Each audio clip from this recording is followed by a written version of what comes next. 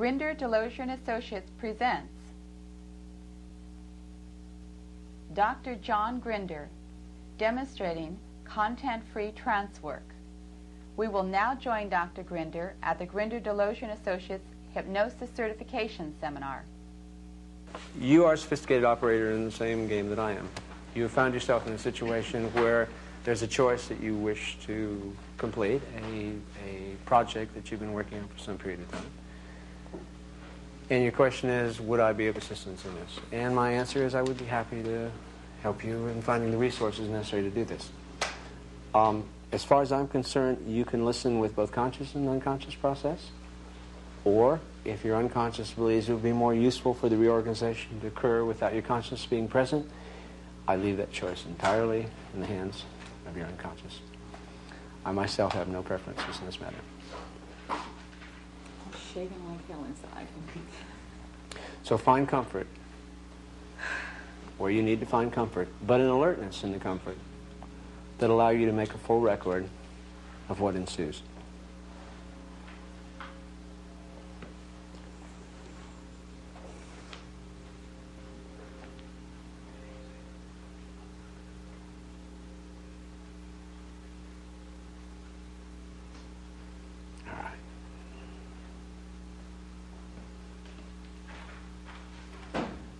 Pleasure, once again, to be granted access to a very sophisticated, powerful, unconscious mind. You have,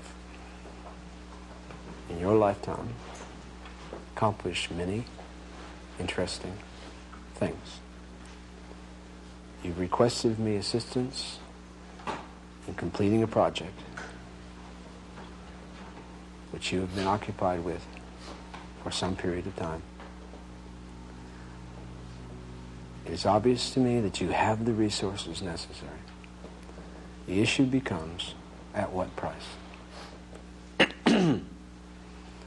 Early in your personal history, you had an experience of completing a project much like the one you're occupied with now, but it was at a great personal cost. It was a project that, while at points may have been inherently satisfying, and the result that you achieved by its completion was both personally and professionally an advance for you, it was done in such a way that at that point your unconscious mind made a decision to support a promise that you made consciously, that is, never again.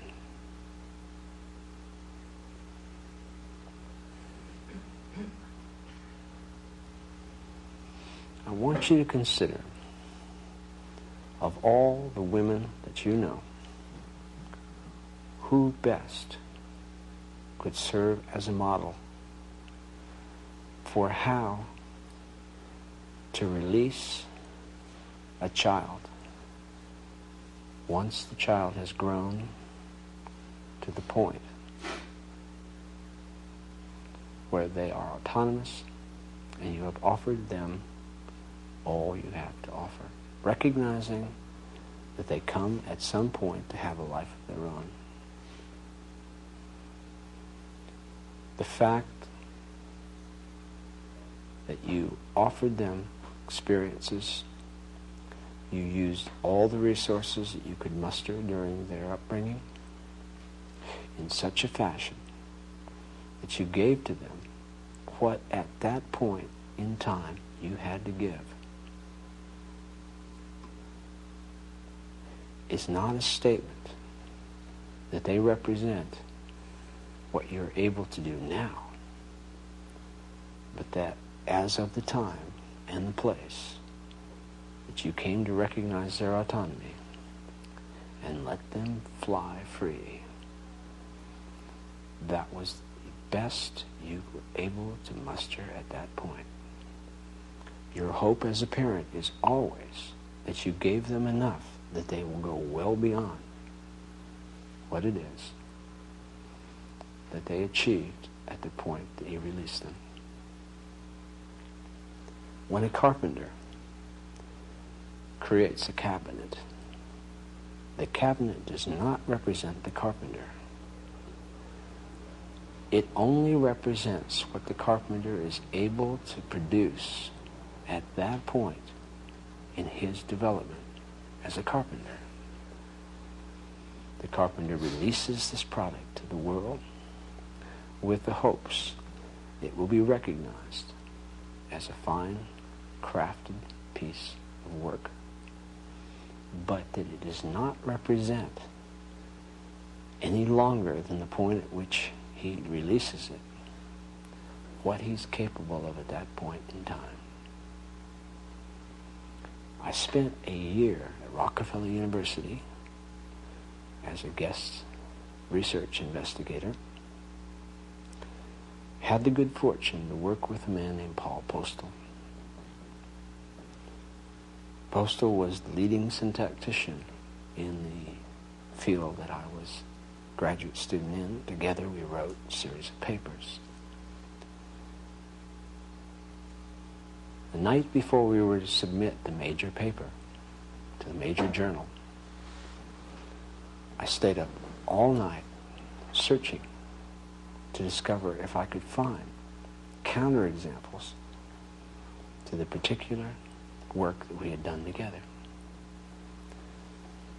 I was horrified in the middle of the night to discover that I could generate several classes counterexample to the thesis that we had used as focal argument in our paper.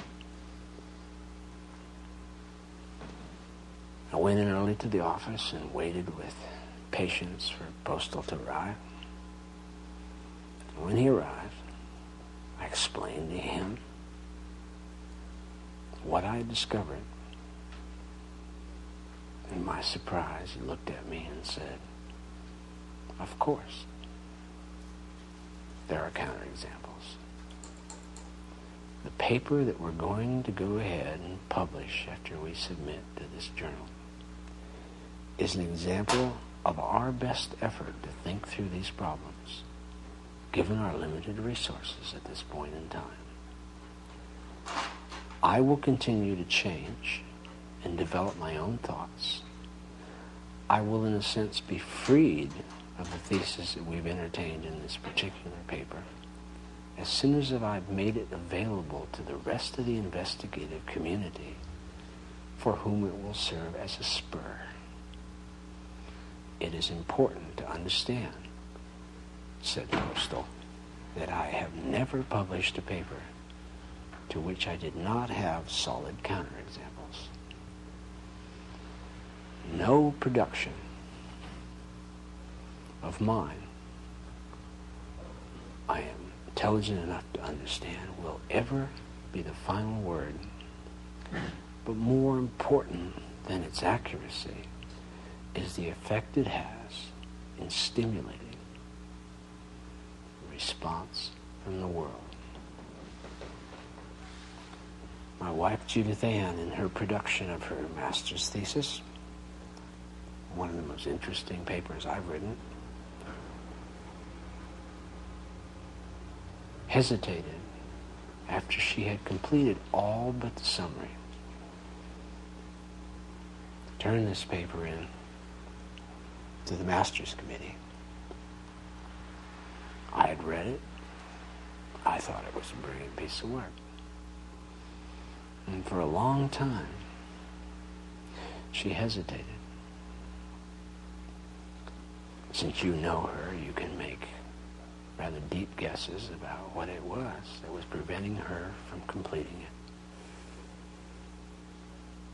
And what it was the fact that as soon as she sat down and wrote out the date and the place where her thinking in this paper had stopped for purposes of publication, she recognized that just as your child is different than you, and the carpenter's cabinet is not the carpenter, that the arguments, information, thoughts that she had been successful in developing in her paper were not her.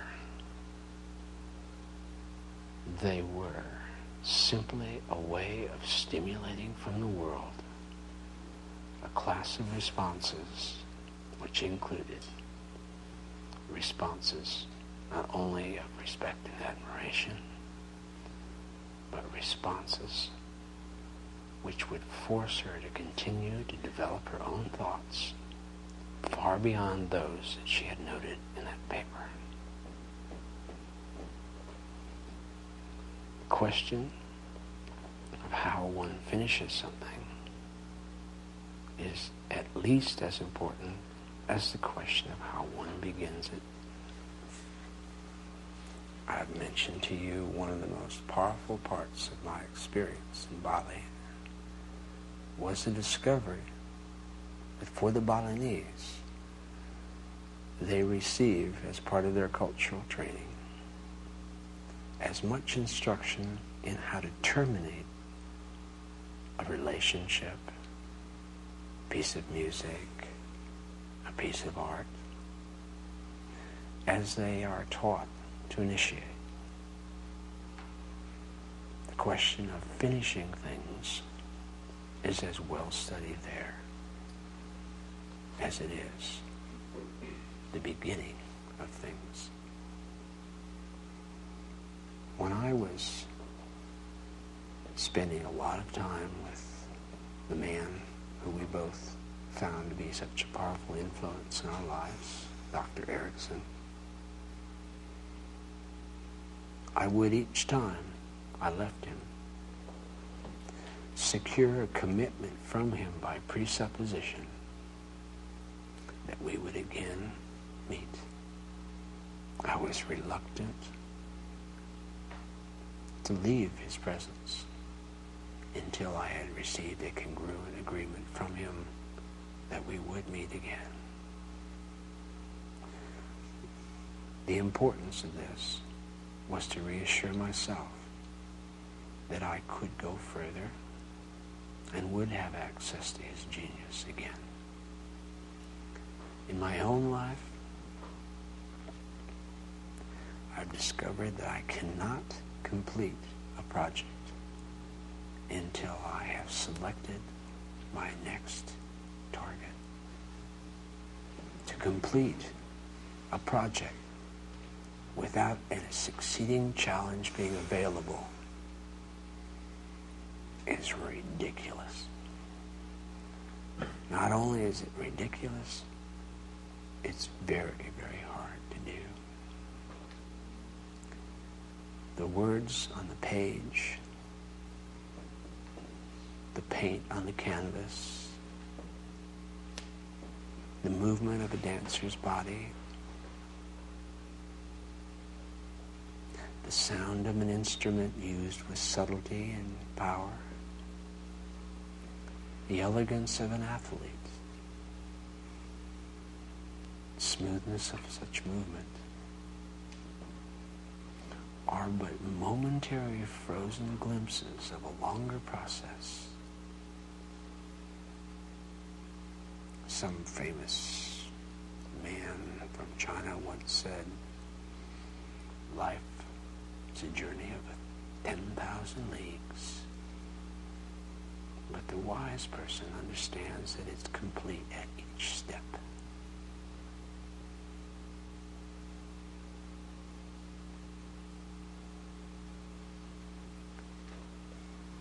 Your unconscious mind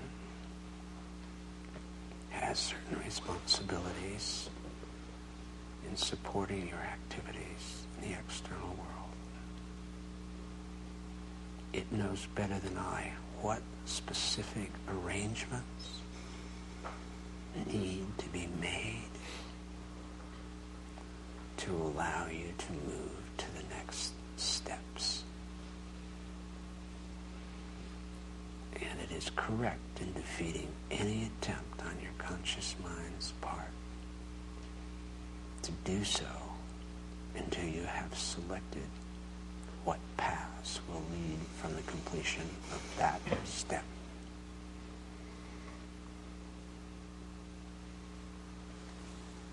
Would be interested in having your unconscious mind spend a few moments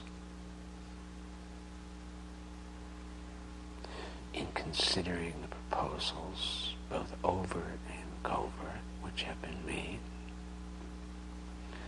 and then indicate by a honest movement of your right hand for a yes and your left for a no, whether it has found what it considers to be an equitable solution which allows a continuation of your journey of creativity.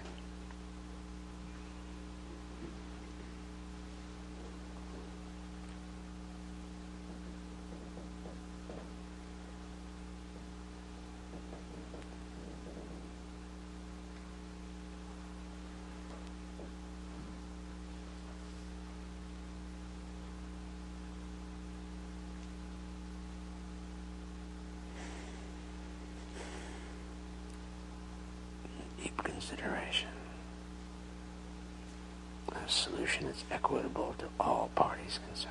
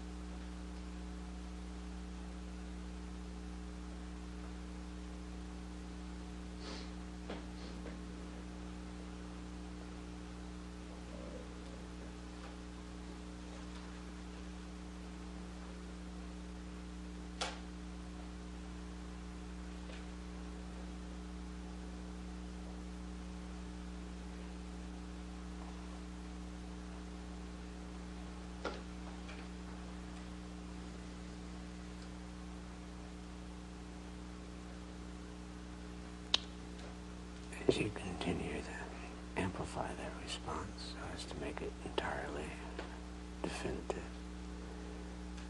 I'd like to offer you a slight treat. This should be entertainment to you, but entertainment that enhances rather than interferes with the important process you're engaged in now. And that is, you've heard my suggestions and proposals and metaphors in response to what you requested. But how interesting it would be to compare those with the proposals, suggestions, metaphors that Dr. Erickson would have used had he been sitting here now.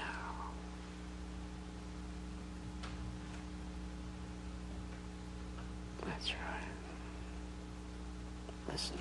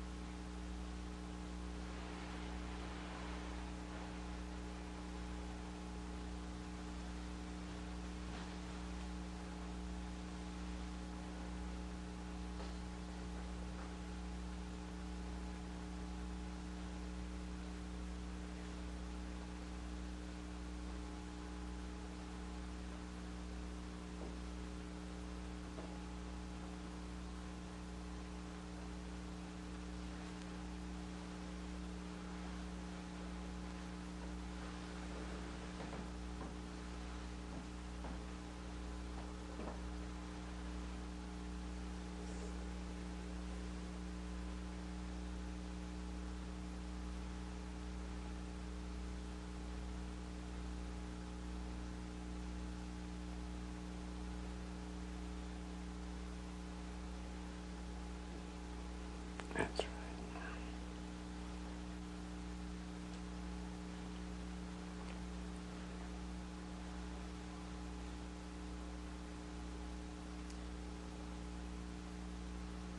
What does it mean to have time on your hands?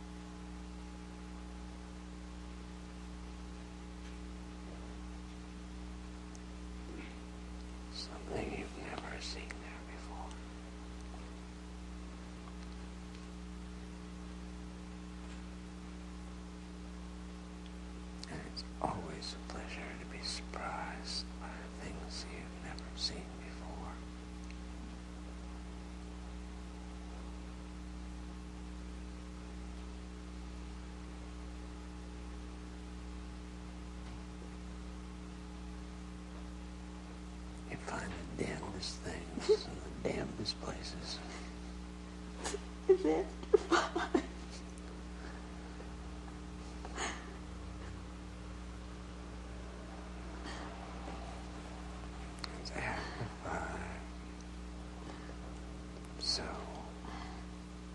that means it's time.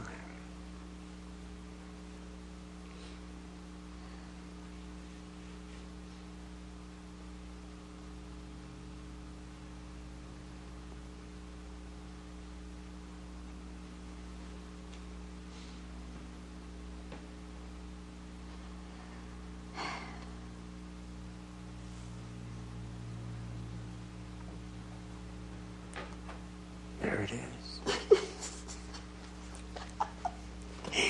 It's hard to believe, but there it is.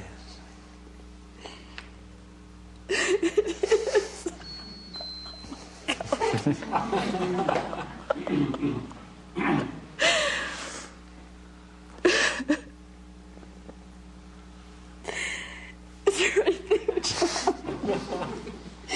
You see it? I see enough of it.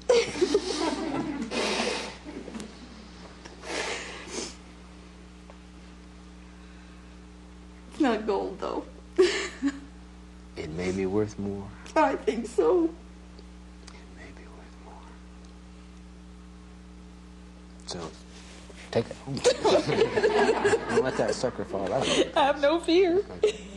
Thank you, Norma.